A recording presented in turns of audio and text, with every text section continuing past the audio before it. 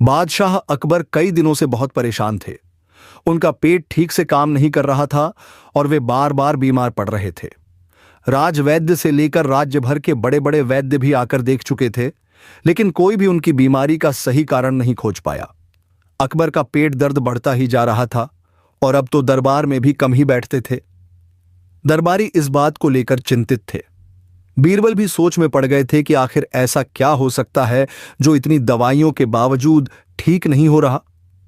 एक दिन सुबह सुबह अकबर ने घबराकर सेवकों को बुलाया। उनकी आंखें फटी की फटी रह गई थीं।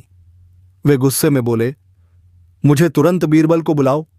बीरबल दरबार में पहुंचे और बोले, महाराज क्या हुआ, आप इतने परेशान क्यों हैं?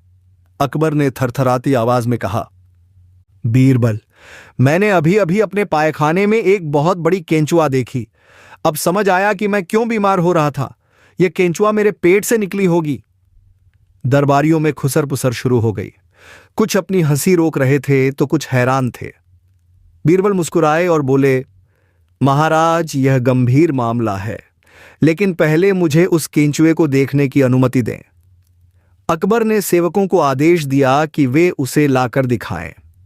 जब केंचुआ पेश किया गया तो वह वाकई बहुत बड़ी थी। कई दरबारी डर गए तो कुछ अपनी हंसी रोक नहीं पा रहे थे। बीरबल ने केंचुए को ध्यान से देखा और मुस्कुराए। फिर वे दरबारियों की ओर मुड़े और बोले, महाराज आपकी बीमारी का कारण मिल गया। अकबर ने आश्चर्य से पूछा, कैसे? बीरबल बोले, महाराज यह केंचुआ आपके पेट से नहीं निकला, बल्कि यह आपके सेवकों की सफाई में लापरवाही का नतीजा है। यह पायखाने में पहले से ही थी और संयोग से आज आपकी नजर उस पर पड़ गई। बीरबल की बात सुनकर दरबार में हंसी का ठहाका गूंज उठा।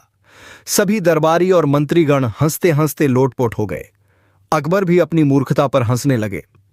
बीरबल ने आगे कहा, महाराज आपके बीमार होने का कारण यह नहीं था, बल्कि आपके खान पान में अनियमितता थी। आपको गरिष्ठ भोजन कम करना चाहिए और हल्का खाना खाना चाहिए। साथ ही आपको चिंता छोड़कर थोड़ा विश्राम भी करना चाहिए।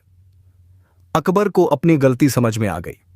उन्होंने सेवकों को आदेश दिया कि महल को अच्छे से साफ किया जाए। साथ ही उन्होंने अपने खान पान पर ध्यान देना शुरू कर दिया। कुछ ही दिनों में वे पूरी तरह स्वस्थ हो गए। अकबर ने बीरबल की बुद्धिमानी से खुश होकर उन्हें इनाम दिया और कहा, बीरबल, तुम्हारी चतुराई ने मेरी जान बचा ली। अगर तुम न होते तो मैं अपनी बीमारी को लेकर और परेशान रहता। दरबार में एक बार फिर हंसी गूंज उठी और यह मजेदार घटना पूरे राज्य में फैल गई। गांव में लोग इस किस्से को सुन सुनकर हंसते रहे और बीरबल की चतुराई की प्रशंसा करने लगे। मेरे प्यारे दोस्तों, यदि आपको इस तरह की कहानियां अच्छी लगती है तो वीडियो को लाइक करें और चैनल को सब्सक्राइब कर दें और कमेंट बॉक्स में लिखें, जय हिंद।